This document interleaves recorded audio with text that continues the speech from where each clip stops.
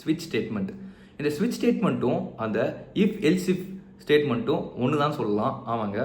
இதில் என்ன மாற்றம் வருதுன்னு கேட்டிங்கன்னா, இங்கே வந்து பார்த்தீங்கன்னா கேஸ்ன்னு சொல்லிட்டு நம்ம யூஸ் பண்ணுவோம். இது சின்டெக்ஸ் எப்படி இருக்குன்னு கேட்டிங்கன்னா, ஸ்விட்ச், கண்டிஷன் அண்ட் கேஸ் 1, கேஸ் 2 அந்த மாதிரி போயிட்டே இருக்கும். நிறைய கேஸ் போகும். லாஸ்ட்டில் டிஃபால்ட்னு ஒன்று இருக்கும். இது எப்படி நம்ம சொல்லலாம்னா, இப்போ அந்த இஃப்க்குள்ளே ஒரு கண்டிஷன் இருக்கும். அந்த கண்டிஷன் அது வந்து ஒரு கண்டிஷனாக நம்ம கருத முடியாது. அது வந்து ஒரு வேரியபிளாக இருக்கும். அந்த வேரியபிளும் கேஸும் மேட்ச் ஆச்சுன்னா அந்த கேஸ் எக்ஸிக்யூட் ஆகிடும். ஃபார் எக்ஸாம்பிள், அந்த ஸ்விட்சுக்குள்ளே 1 2 3 நம்பர்ஸ் வந்து போகும். அந்த 1 2 3 நம்பர்ஸ் கேஸ் எந்த கேஸ் மேட்ச் ஆகுதோ அந்த கேஸ் எக்ஸிக்யூட் ஆகும். ஃபார் எக்ஸாம்பிள், இப்போ கேஸ் 1, கேஸ் 2, கேஸ் 3 அப்படின்னு சொல்லிட்டு இருக்கும். இப்போ நம்ம 2ன்னு கொடுத்தோன்னா அந்த கேஸ் 2 வந்து எக்ஸிக்யூட் ஆகிடும். இதில் பிரேக் ஸ்டேட்மெண்ட் சொல்லிட்டு ஒன்று யூஸ் பண்ணுறாங்க. ஏன்னு கேட்டிங்கன்னா, இப்போது இதில் பிரேக் நீங்கள் கொடுத்தா தான் அந்த கேஸ் வந்து பார்த்தீங்கன்னா அதுலேருந்து வெளியே வந்துடும். அப்படி இல்லைனா அடுத்த கேஸ் எக்ஸிக்யூட் ஆகிட்டு போயிட்டே இருக்கும்.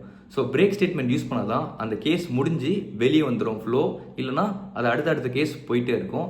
இது ஒரு சில நேரத்தில் நம்ம ஆப்ஷனலாக யூஸும் பண்ணிக்கலாம், யூஸ் பண்ணாமே இருக்கலாம். அதேமாரி அந்த டிஃபால்ட்டுன்றது இதில் எந்த கேஸும் பாஸ் ஆகும்னா டிஃபால்ட்டாக இந்த வேல்யூ பிரிண்ட் ஆகிடு, டிஃபால்ட்டாக இது வந்துடும் சொல்லிட்டு வந்துடும். இந்த டிஃபால்ட்டுன்றதும் ஆப்ஷனல் தான். இப்போ நம்ம பார்க்கக்கூடியது ஸ்விட்ச் ஸ்டேட்மெண்ட்.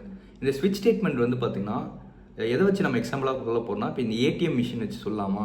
ஸோ ஏடிஎம் மிஷினில் உங்களுக்கு நிறைய ஆப்ஷன் காமிக்கும். டெபாசிட் மணி, வித்ட்ரா மணி, ட்ரான்ஸ்ஃபர் மணி, இதெல்லாம் வந்து பார்த்திங்கன்னா ஒரு லாஜிக் படி ஒர்க் ஆகுதா?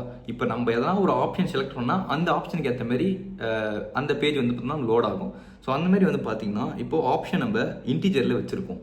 இப்போ இந்த ஆப்ஷன் இன்டிஜர்லேயும் வைக்கலாம், ஆர் ஸ்ட்ரிங்லேயும் வைக்கலாம், இல்லை ஈனம்லேயும் வைக்கலாம், ஆர் கேர்லேயும் வைக்கலாம். இதெல்லாம் வந்து என்னன்னு கேட்டிங்கன்னா டேட்டா டைப்ஸ். நம்ம சேனலில் டேட்டா டைப்ஸ்னால் என்ன சொல்லிட்டு ப்ரீஃபாக போட்டிருக்கோம். அது மட்டும் இல்லாமல் ஜாவா டேட்டா தொடர்ந்து போட்டிருக்கோம். நீங்கள் கண்டிப்பாக ஃபாலோ பண்ணுங்கள், உங்களுக்கு எல்லாமே யூஸ்ஃபுல்லாக இருக்கும்.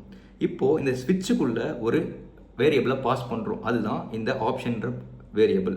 இந்த ஆப்ஷனில் நம்ம என்ன கொடுக்குறோமோ அதுக்கேற்ற மாதிரி வரும். இப்போ இந்த ஆப்ஷனில் 1 கொடுத்தினா செக் பேலன்ஸ், 2 கொடுத்தனா டெபாசிட் மணி. இந்த பிரேக் ஸ்டேட்மெண்ட் எதுன்னு கேட்டிங்கன்னா, இந்த பிரேக் ஸ்டேட்மெண்ட் ஒன்ஸ் இந்த கேஸ் வந்து பார்த்தீங்கன்னா ட்ரூ ஆகிடுச்சுன்னா வெளியே வந்துடும். அப்படி ட்ரூ ஆகலனா அந்த கேஸ் எக்ஸிக்யூட் ஆகிட்டே வரும். ஸோ இப்போ இங்கே ட்ரூ ஆகிடும். ஸோ வெளியே வந்துடும். இப்போ டெபாசிட் மணி அப்படி சொல்லிட்டு வந்துடும். அப்படி எதுவுமே ட்ரூ இல்லை, எந்த 3 கேஸுமே ஃபால்ஸ்னா டிஃபால்ட்டாக இன்வேலிட் ஆப்ஷன் அப்படி சொல்லிட்டு வந்துடும். இப்போ நம்ம ரன் பண்ணி பார்க்கும்போது டெபாசிட் மணி அப்படி சொல்லிட்டு வந்துடும். இதே நான் ஆப்ஷன் வந்து தப்பாக கொடுத்துட்டேன், 4ன்னு கொடுத்துட்டேன் அப்படின்னு வச்சிங்களேன், இன்வேலிட் ஆப்ஷன் சொல்லிட்டு வந்துடும்.